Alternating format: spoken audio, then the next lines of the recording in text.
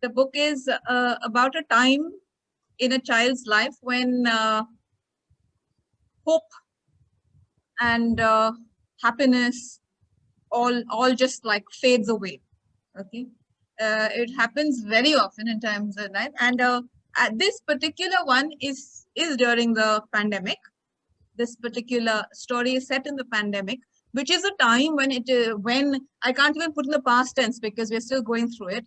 When we're all in this big black hole, nobody knows, cases increasing, spiraling. So it's about a 9-year-old girl, almost 9, Swara, and she at this time, which is tough enough, loses her, her grandmother. So the loss and the grief and the confusion and the anger she feels is the setting. Those are the settings of this book. And her world is a little darker, obviously, than everybody else's. But we all go through a time like that. So it's about that. I know so many writers had completely taken a break from writing before the first wave hit. And you not only managed to write this book but also get it published. I think that's absolutely commendable. I wrote every single day, even though it was just a line, but I think what you've done is fantastic. So what was your motivating factor to complete the book and get it published? Was it your way of dealing with the pandemic? It was a sense of helplessness. Okay. I did not write every day, and I don't. I'm the kind of writer who doesn't write every day. I just go on a writing spree and I finish. But yeah, so what exactly happened in sequence is that 3 years back, I'd had a personal loss, very large personal loss. I did not know, I was coping with it so badly. I had no idea how to get my kids through it. So I looked around I was in India then, for books which I could just, give them to help them understand. Indian authors couldn't find at that point of time. Now, fast forward 3 years later, and same situation. So I hear of families, we know people who have lost, family members and loved ones. And while adults have a lot of this going, Zoom sessions, webinars, talking, chatting, WhatsApps, messages, kids are absolutely left out in the cold, right? So beyond a basic taking care of, okay, no, you're ready for school or this or that, these discussions, you don't even know where to start. And I realized 3 years later that the same situation, pick up and read. So from that, why it got out so quickly was I bounced the idea of Shohini from Penguin, and she said, yeah, we'll take it. So that's why it happened. So after she said that, and I had a deadline, like all good, students who always work better when we are crunched into a deadline, I wrote the whole thing. Okay. You've taken this book to many schools. Now, how has how have the children reacted to it? Because we are still in the pandemic. Right? So, do you think it's too early that the book has arrived, or do you feel it's the right time because children got an opportunity to process the feelings through a book? Right. So I can tell you about the first bit. I can answer that. The right time, no idea, but the reactions have been very heartening for me. It's a dark topic. It's a dark, heavy topic. When I first was talking about it, before the book was out, I even had people saying that, who would buy this book, which publisher, why would anyone be interested when we are all looking for, comedy and humor and lightheartedness and to get our moods out of that? Why are you coming up with a book which is even darker? So I don't know, but I wrote it. And the kids have been the response has been so heartening, because I think they're very honest. Kids are very honest, and they don't have these supposed things to do, the shoulds that we have, should not write about dark things in a dark, nothing. So they take it for what it's worth. The book, as you know, you've read, it has lots of humor in it, and they've enjoyed the story. So that's the first thing they did. They enjoyed the story, and they came up with sites which I hadn't even planned to put in. You know, certain things that I hadn't honestly not thought of, and they've got that out of the book. So it happens, I think, as a writer, when you meet your Chotu audience, and that's lovely. I mean, that's such a heartening thing. It's the perspective is different. You know, an adult's perspective is always different from a child's perspective.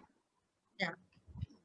Now you prayed. And their ideas too. You know, their ideas about, like, if I ask them for all sorts of things. Do you think this book should have had a different title? You know, one with hope. What would it be? So, and the ideas they come up with, or if I ask them any other way that she could have solved this, her anxiety, her problem, and her fears. So, got them thinking, talking about it. And I was very surprised with the stuff that they come up with, you know, and it's all impromptu because things are surfacing that they haven't been able to verbalize yet. Yes. So they're reading this and they've unknown about incidents, and half the time I've got to quickly read up again, you know, and say which page, what was that, and quickly check. And they've read. But you paid a tribute to Miss Marple through the creation of Miss Marble. So what about Pitta Party? I mean, that's an unusual name for a South Indian granny.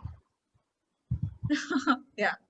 So Party is a name, her name. But since Swara and she and her Party have this very, very, very close relationship, right? And she has two grandmas, obviously.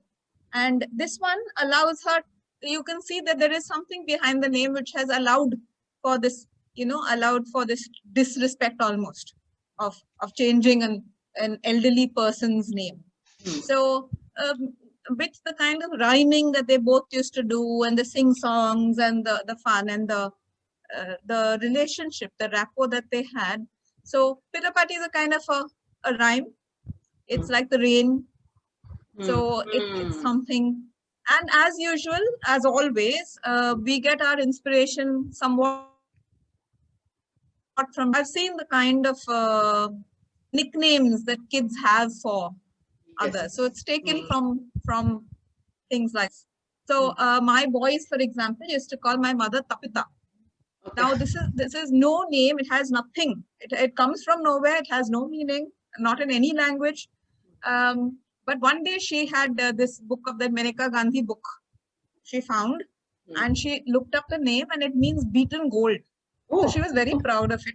No, it obviously they didn't mean that. Okay, they were like 1-year-old and 2-year-old, and they were babbling. But this is the kind of things that, you know, we call our very, very loved ones. We all have little nicknames for them. Yes. That came from them.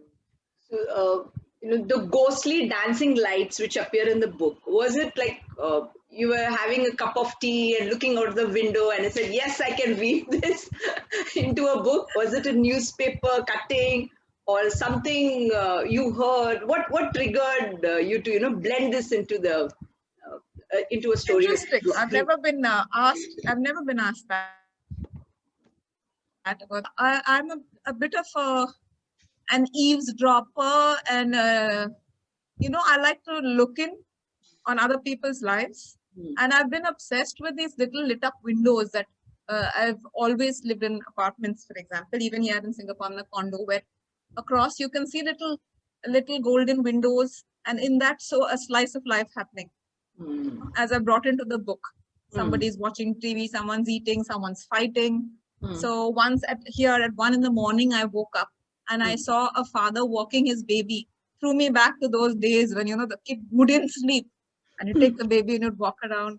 And it's so, as a storyteller, it's fascinating to try and create a story from that little, it's almost like a story prompt. Yes. You know, you see a little window, you see a little. So somewhere from there, I guess, looking at it, it also happened to me in college. I went to a hostel in Mumbai, Bombay then, and it was in an area where it was surrounded by these high I missed home terribly. First time I was 15, first time away from home. And I would look into those lights and imagine their family lives, you know, those little boxes or little dancing bright lights, and imagine the kind of family life they were having. So yeah, sometimes all these things weave themselves into story at any point of time. Yeah, 10 years later, 20 years later. Absolutely, absolutely. Yeah. You also use the prefix of "we" in some of the words which appear in the book. So, Oh, we. Yeah. Yeah. So that was a kind of you feel the need to add it? You know, there are enough words in the vocabulary which you could have used, but you managed to create an extra set just to make the book extra special. So this is a bit of a shout out to the today's SMS language a bit, because kids never ever use full words. So Swara uses we instead of very. So annoying is we annoying, and exhilarating, and we rubbish is her favorite word. It's very, it is a word used instead of very. And she is the kind of kid. So I had spent a long time with Swara before writing the story. That's what I do about with my characters, go on long walks and talk to them in my head, and you know. So she's a kind of little girl who exaggerates things terribly. You know, if it is she's eaten something which is spicy, it's very spicy. Or how is school very boring. So she's that kind of kid who like blows things out of proportion. So that's where the very this and very that and the we, the words. Yeah. So she creates an imaginative, creates her own characters. I liked Swara's mental note. While texting, it was easy to say what you didn't feel. The whole world is texting. Soon no one would know what anyone else really felt. You know, I thought those were like absolutely, they really touch. What were you thinking when you wrote?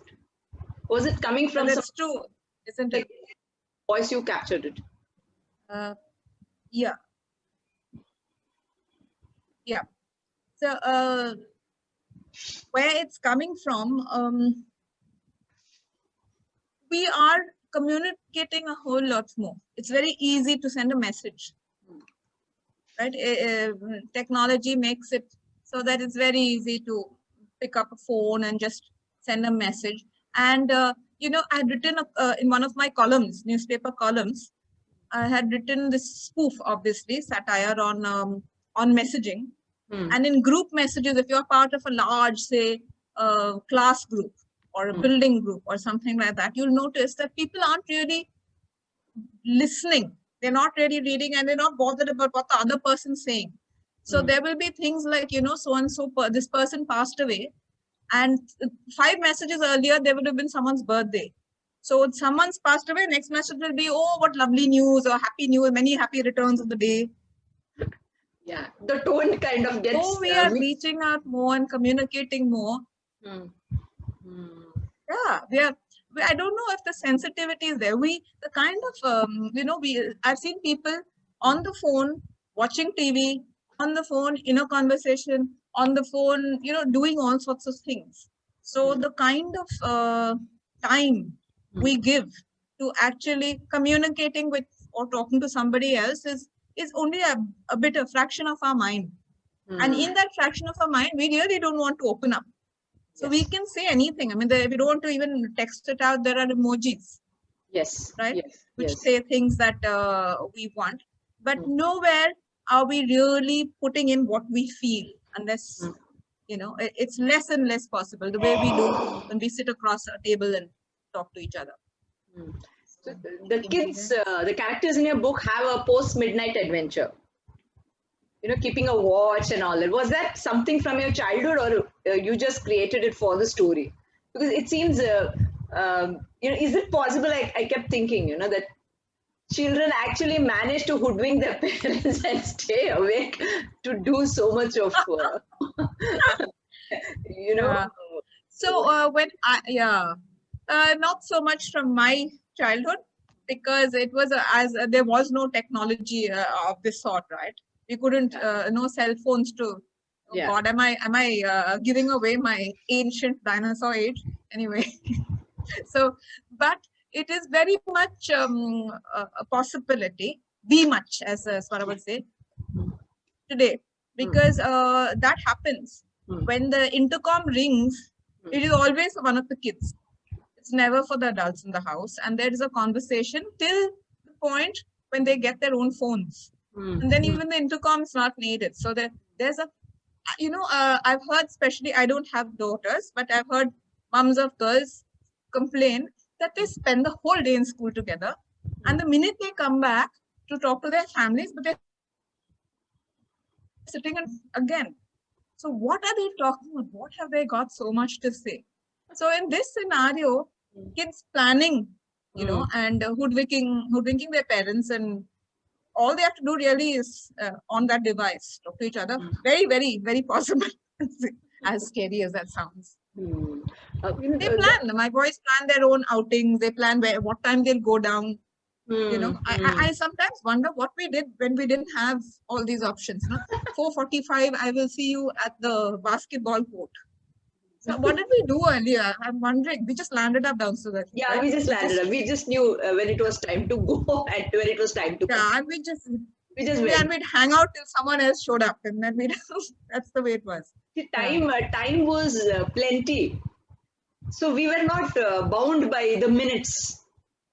Right, a few minutes here and there was like acceptable, but nowadays, of course, kids have a totally different.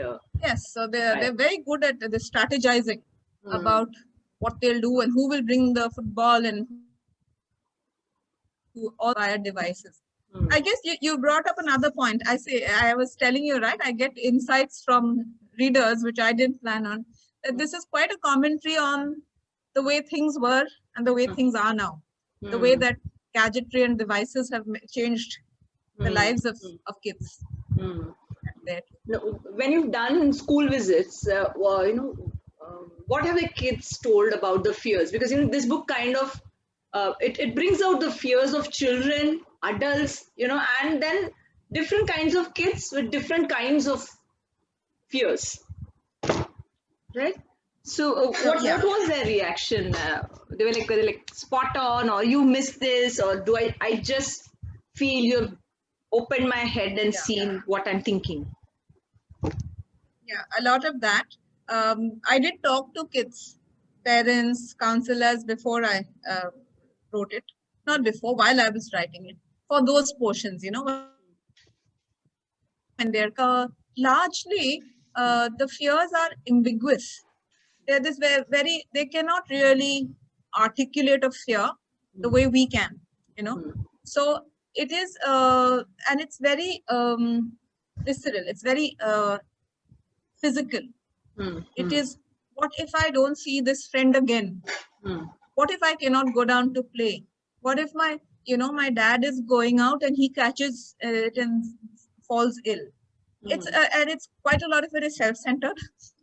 So it's because kids are like that. So they are wondering how it will affect them. Older kids are, will I be able to go to college? I'm sorry, 1 second. I just have to plug this in.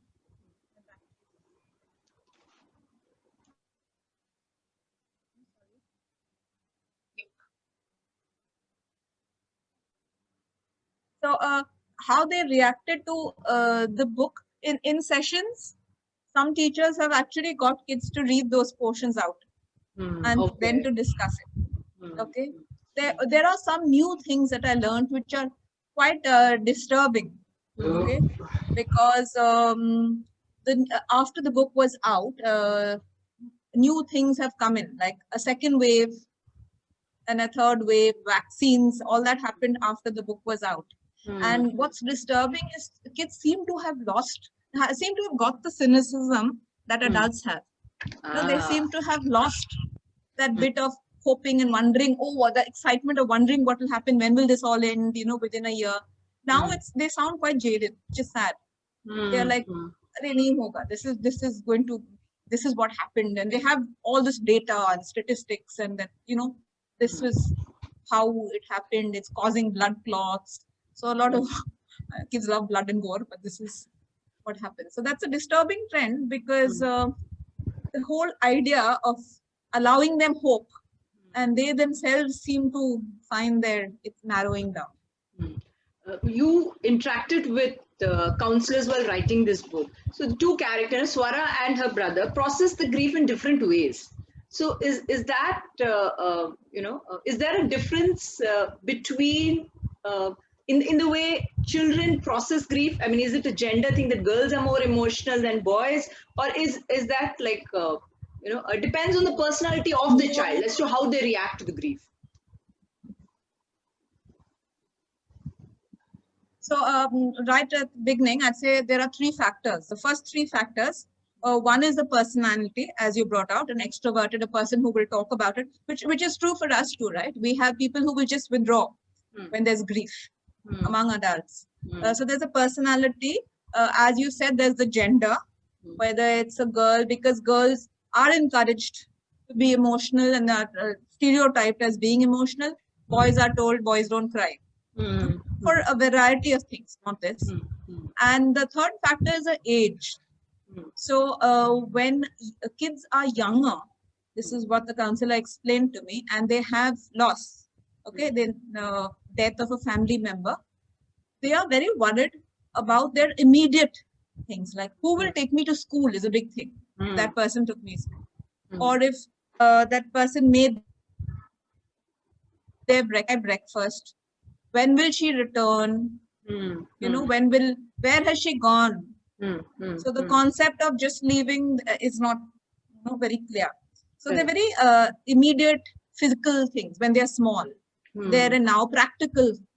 So the way to the way to deal with kids who are very small is to address this, to reassure them about the small things. That so and so is gone, but I will take over. I will come to the bus stop with you. When that's why Swara has been made around 8 or 9 years old, because that's when the deeper questions start, the larger questions, especially today when kids are aging so much faster, right? So the questions of but where has she gone? I can see her physical body. Where has she really gone? Can she communicate with me? If you are saying, as in all our religions say, that the soul is eternal. So if her soul is eternal, is she sending me messages like Peter Patti sends her message?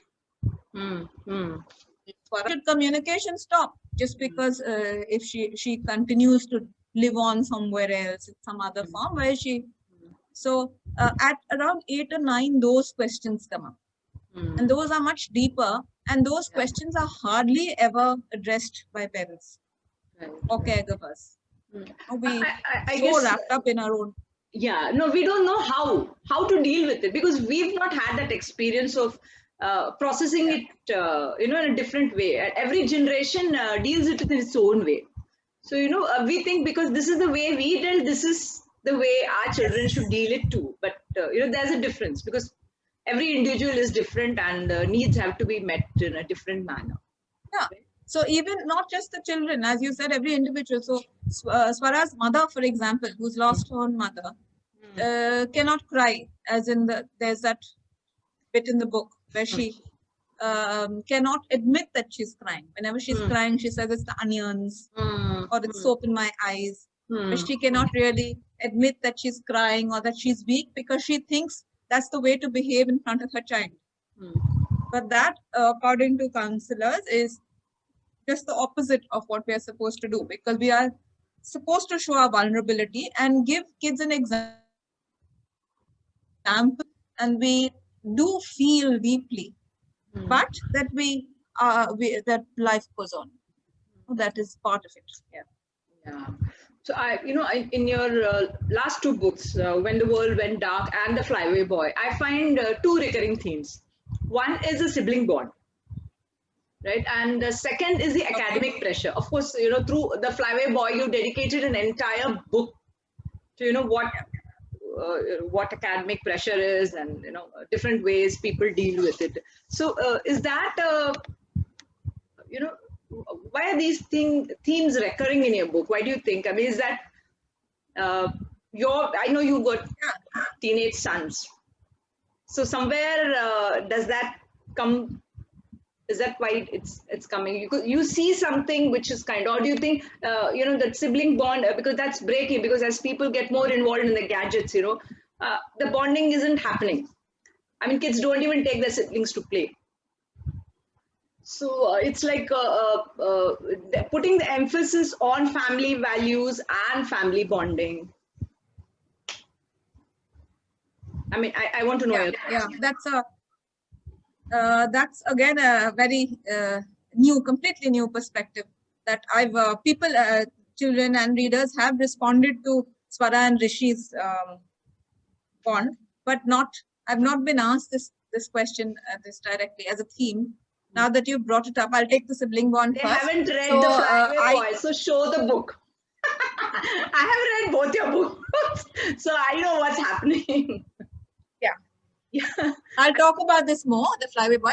Yeah. But the sibling bond is the one I'll do first.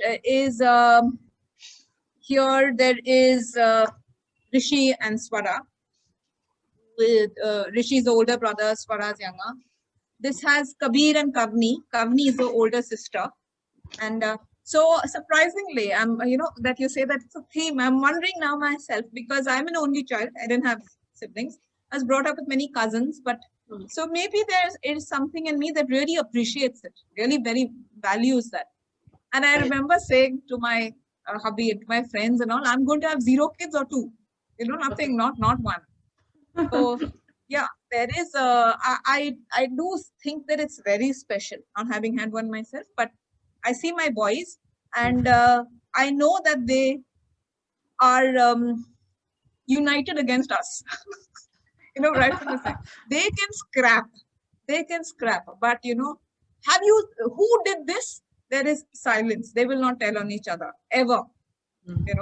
It is like at gunpoint even. So that is something very, very special. I don't know if it's across all. And no, they don't go with each other down to play at all. How will I take him? I'm going with my friends. How will I take him? That's there. So that's normal. That's healthy. That comes out in here too, right? They tease each other. The older one is always teasing the younger one. But when push comes to shove, when things need, there is your strongest friend, I think, of your age is your sibling. Right. I don't know. Do you have siblings? Yes, I do. I have 2. Yeah, so I can completely relate to what you're saying. So you have about pressure. Yeah, this I admit is an obsession with me. The academic pressure, societal pressure, the expectations, the boxes, the stereotypes. Flyaway Boy is about stereotyping a child, and stereotyping people, and expecting them to be things that they're not. Expecting them to be little symbols of success, the way we define success right from small. Building them the way you build blocks, into a certain something, even if those blocks don't fit, even if they're trying to be something else, which is what Kabir is. Kabir is a completely differently wired, lovely, imaginative, happy kid. But everybody around him, even his well-meaning and loving parents, the school, everybody does not allow that, because there is a certain formula that kids have to be, right? You have to be this, have to you have to study in a certain way, get certain grades, pay attention, be disciplined. Yeah. So that is definitely a theme. I rebel against it. Everything in me rebels against that. So it does come out. You worked in the advertising agency, in the advertising industry before, and that kind of involves a lot of crisp writing, right? And from that space, you've gone on to writing books of 25,000 words. So was that easy making that transition? Wow. I mean, I know you're very comfortable talking and you kind of enjoy talking, but talking is much different than writing. Yeah. No, I honestly think I'm a better writer than talking, than a talker speaker. I hate going up on stage, even though I've had to because of this many times, but I still, I still dislike it. I actively dislike going out and putting myself up there and speaking. But the transition was advertising writer. Then came a point when my boy was born, which was about, he's 16 now. And I never went back to my full-time job. So after the baby, because advertising has crazy hours, I should come back at 9, 10 in the night, and I couldn't do that with the baby. So at that point of time, and I'm like somebody who's defined by what I do, not just. So I was tearing my hair out.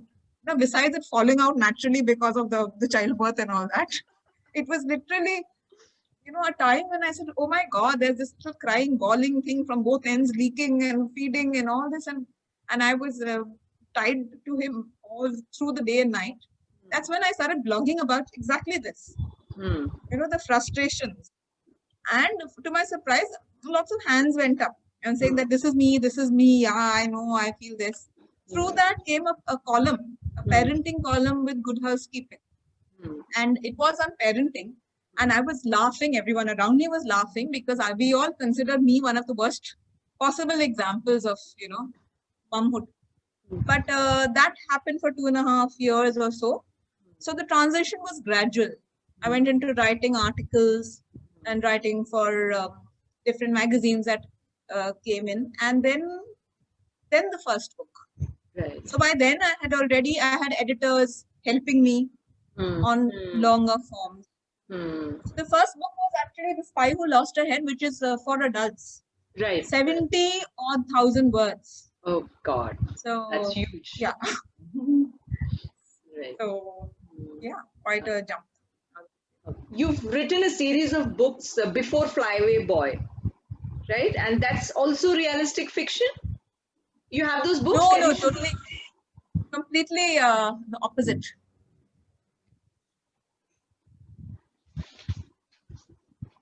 That's Super Zero. Super Zero was supposed to be just this one book. The commissioning editor had asked me if I had an idea for a book. And I said, I'll get back to you. And I gave her this idea, Penguin. That time there was Niyati. And she said she liked it and she loved it. And we worked on this. So it's completely not realistic fiction, just the opposite. It was also it comes interestingly, now that you've made me think of it, about from this anger that I have towards pressurizing kids. And it is about how each child is very unique. And each one, I would see my little boys with a cape around their neck and jumping off beds and all that, superheroes. So I wanted to, so in the book, it's a little superhero school where everyone has different talents. Everyone has superpowers, all the little ones. It's just a hilarious book. There is no pretension of anything else. Very, very, very funny characters. And it's about, then it got such good feedback that the readers asked for more. Okay. So the push came from that side, which was, so next year Super Zero and the Grumpy Ghosts came up, and then again there was a push. So I was lucky, and then again the editor came back, and this was the third one, Super Zero and the Clone Crisis, where there were 2 Super Zeros. Wonderful. So yeah, they're cute books. They're funny books. Really, really, really funny. I can still, when I'm in a lousy mood, pick up any page and it gets me. Though I of course I look back at my old writing and say, wow, how could I have written that? But it happens to all of us. The cringe. But then I laugh. Yeah. So yeah. Yeah. So thank you so much, Jane, for this wonderful session. Do you want to say some last words to the viewers as to why they should pick up your book? I'd like to say something to you. Show the cover. Show the cover. Oh yes, I'm supposed to do this. So I'd also like to say it. I still cringe when I have to self-promote. I know. Is this good enough? Show your face. So I'd like to say something to you, Shamla, because this is a bunch of questions. I know that we didn't script it and you didn't send me the questions earlier. Yeah. But many of them have never been asked before. So to do some deep digging and quick thinking. So I hope it's of some value. Why anyone should buy the book is it's a very tough topic about death. And if you think you need some help, parents too, parents as well as children. For parents, it is there are some notes at the back from the counselor on how to talk and how to help your child cope. And for kids, even if they haven't gone through loss, because it prepares. A book is like, you know, we all love books. Books go into you. You know, they digest, and at some point in the future they come out and they help you with a situation. So a child who at some point is confronted with loss of any kind, of money, of a job, of anything, this will hopefully help. Right. So thank you. Thank you. Thank All you. the best. Okay. Bye.